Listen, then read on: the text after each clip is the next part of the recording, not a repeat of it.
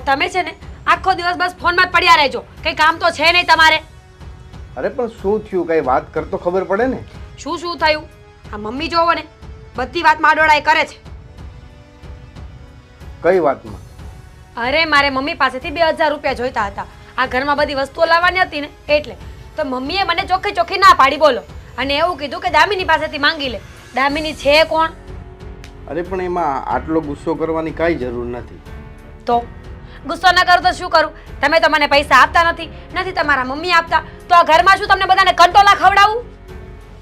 જો મીરા, મને પણ એ વાત નથી સારી લાગતી કે મમ્મી ને પપ્પા આપણી સાથે કેમ આવું વર્તન કરે છે. તો મને શું ખબર? તમે જાણો, તમે વાત કરો એમની સાથે કે આવું વર્તન આ ઘરમાં નહીં ચાલે. દામિની પારકી છે, આપણા ઘરની દીકરી નથી. જો મને ખબર જ છે કે દામિની પારકી છે, છતાં પણ મમ્મી પપ્પા આપને પારકા માને છે ને એને ઘરની માને છે. તો એ લોકોનો પ્રશ્ન છે ને, એ લોકોએ સમજવું પડશે કે હર વખત આ વસ્તુ નહીં ચાલે. જ્યારે હોય ત્યારે બસ દામિની દામિની દામિની, કંટાળી ગઈ છું હું તો હવે. જો મને ખબર જ હતી આ વાતની, અને મને પહેલેથી દુઃખ થાય જ છે જ્યારે મારી સાથે આ રીતના વર્તન થાય છે ને, એટલે આ વાતને મેં સ્વીકારી લીધી છે. એટલે તું પણ સ્વીકારી લે. શું સ્વીકારી લઉં? ખબર જ નથી પડતી કે શું કરવું આ ઘરમાં મારે તો. જ્યારે હોય ત્યારે બસ દામિની દામિની દામિની.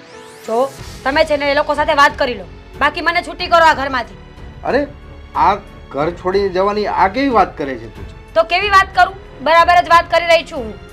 તમે લોકો તો કઈ સમજવાના છો નહીં, એટલે હવે મારે જ કંઈક કરવું પડશે. જો આપણા લગ્ન નહોતા થયા ને એ પહેલા પણ મારે દામિની પાસે પૈસા માંગવા પડતા. તો એ તમારો પ્રશ્ન છે આ બધો. તમારે પહેલા માંગવા પડતા કે ના માંગવા પડતા, પણ હું છે ને કોઈ પાસે નીચી નમીને નહીં રહું. પોસાય તો હા પાડો, બાકી મને છૂટી કરો. અને આ વારંવાર છૂટું થવાની વાત નહીં કર. અને જો દામિની આપને પૈસા આપે જ છે ને, અને આપે છે તો સામે હિસાબ માગે છે. હિસાબ તો કોઈ પણ માગવાના. વાહ, શું કામ હિસાબ માંગે છે એમ જ તો પૂછું છું ને. મારો મેઇન મુદ્દો જે છે કે એ છોકરી બહારની છે, પારકી છે, તો એને કોણે હક આપ્યો આ બધી વસ્તુનો? અને તું જે કહેશો હિસાબ માગે સારી જ વાત છે ને. આપને પણ ખબર પડે ને કેટલો ખર્ચો થયો, શું છે શું નહીં.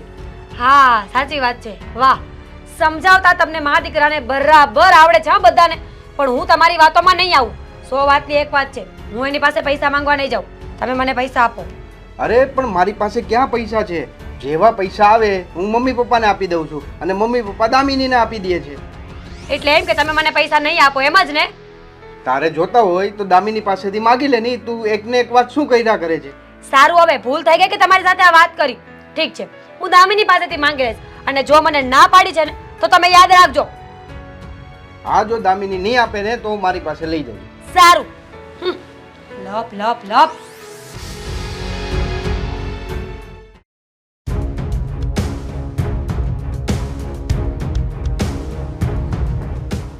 મમ્મી,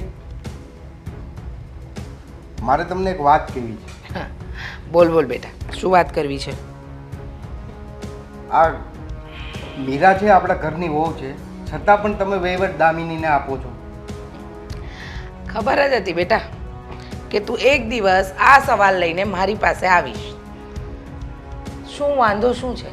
એટલે મીરા વહુને વહીવટ નથી આપ્યો એ વાંધો છે, કે દામિની આ ઘરનો બધો વહીવટ કરી રહી છે એ વાંધો છે? વાંધો છે મમ્મી, તકલીફ તો પડે છે. હા, પણ બેટા આમાં શાની તકલીફ? હા જો સાંભળી લે, દામિની ભણેલી ગણેલી છે, હોશિયાર છે, સંસ્કારી છે, અને એ આપણા ઘરનું મેનેજમેન્ટ કરે છે. જ્યાં સુધી આ ઘરમાં હશે ત્યાં સુધી એ મેનેજમેન્ટ કરશે. આમાં વાંધો શું છે બેટા? બોલ, આમાં કંઈ ખોટું કરે છે?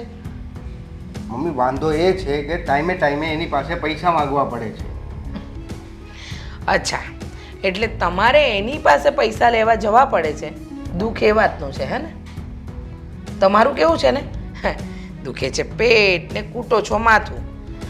જો બેટા, તારા પપ્પાના ફ્રેન્ડની દીકરી છે, અને આપણા ઘરમાં આવીને ત્યારથી આપણી થઈને રહી છે, અને અમને વિશ્વાસ છે એના પર, તો તમે લોકો વિશ્વાસ મૂકો એના પર. જો મમ્મી, અમે તમારા પોતાના છીએ, અને એ પારકી છે, છતાં પણ તમે અમારી સાથે આવું વર્તન કરો છો. અચ્છા, એ પારકી છે એટલે વિશ્વાસ ન થાય એમ, ને તમે પોતાના છો તો તમારી પર વિશ્વાસ થાય. અને તમારી સાથે એવું કયું ખોટું વર્તન કર્યું બેટા? તમને જોઈએ એ બધું સમયસર પહેલાં તમે જે પપ્પા પાસે માંગતા હતા, મારી પાસે માંગતા, હવે દામિની પાસેથી લો છો, એમાં ફરક શું પડી ગયો? તમારી પાસે માગવું, પપ્પા પાસે માગવું એ અલગ વસ્તુ છે. અને જ્યારે પારકી છોકરી પાસે માગવાનું થાય ને તો બહુ બધી તકલીફ પડે છે. બેટા, આ પારકા પોતાના આ બધું તો છે ને આપણે બનાવ્યું. બાકી હું એમ કહું કે કદાચ તું ગામમાં લઈને દામિનીને નીકળે અને લોકોને કહે કે આ તારી બેન છે, તો કોઈ તારી પાસે સર્ટિફિકેટ નહીં માંગે, સગી છે કે પારકી છે.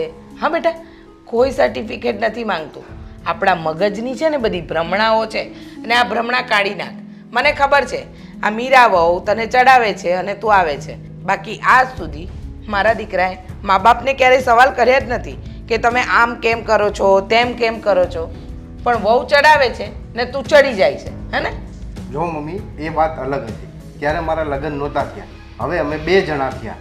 હવે મને બી કોઈ પણ જાતના અમુક અલગ અલગ ખર્ચા હોઈ શકે. હા તો બેટા, ખર્ચા આપવાની ના ક્યાં છે? તમને જોઈએ એટલા રૂપિયા લઈ શકો છો. વાત માત્ર એટલી છે કે રૂપિયાનું મેનેજમેન્ટ દામિની સંભાળે છે. અને દામિની તમને લોકોને સવાલ તો નથી જ કરતી ને કે તમારે ક્યાં કેટલા વાપરવા ને નહીં વાપરવા. તમે માંગ્યા ને આપ્યા, અને ક્યારેક સવાલ પૂછી પણ લે તો એમાં ખોટું શું છે? જો મીરા આ ઘરની વહુ છે, અને વહુ હોવા છતાં પણ એને જો બીજા પાસે માગવું પડે તો એ વાત સારી ના લાગે. બેટા, હે જ કહું છું કે તમે લોકોએ તમારા મનમાં ધારી લીધું છે કે તમે લોકો પોતાના છો એટલે આ ઘરની અંદર તમારું રાજ ચાલવું જોઈએ. પણ 100 વાતની એક વાત તું પણ કાન ખોલીને સાંભળી લે, અને મીરા બહુને પણ કહી દેજે કે આ ઘરમાં જ્યાં સુધી તારા પપ્પા અને હું છે અને દામિની છે ને, ત્યાં સુધી આ ઘરનો બધો જ વહીવટ દામિની જ સંભાળશે. સમજી ગયા? અરે હું તો તમને ખાલી સમજાવવા આવ્યો હતો. એક બાજુ તમે મને સંભળાવો, એક બાજુ મીરા સંભળાવે. હવે મારે ક્યાં જવું? હા બેટા, હંમેશા છે ને સત્યની બાજુ રહેવું. મારે ક્યાં જવું એ સવાલ મનમાં આવવો જ ન જોઈએ. અને રહી વાત મીરાની, તો મીરાને તો પહેલેથી નાની નાની વાતમાં પ્રોબ્લેમ છે. જો કદાચ આ ઘરમાં દામિનીની જગ્યાએ હું વહીવટ કરતી હોત ને તો મારાથી પણ પ્રોબ્લેમ હોત બેટા. એટલે છે ને તારી બાયડીને સમજાવી દેજે કે આ ઘરમાં મારા મમ્મી પપ્પા જેમ કહે છે ને એમ જ થશે. જો મમ્મી, તમારાથી અમને કોઈ દિવસ પ્રોબ્લેમ નહોતો અને હજી બી નહીં થઈ. એ પારકી છે ને એટલે પ્રોબ્લેમ છે. આ શું માંડ્યું છે ક્યારનું? હા, પારકી પારકી પારકી. આ પારકી પોતાની કરવાનું બંધ કરો. હા, અને જાઓ. તમે સમજો ને તમારી વહુને સમજાવો તો બહુ છે. હા, સમજવા તૈયાર નથી. છોકરીને વહીવટ શું આપ્યો? બધાનું મગજ ખરાબ થઈ ગયું છે.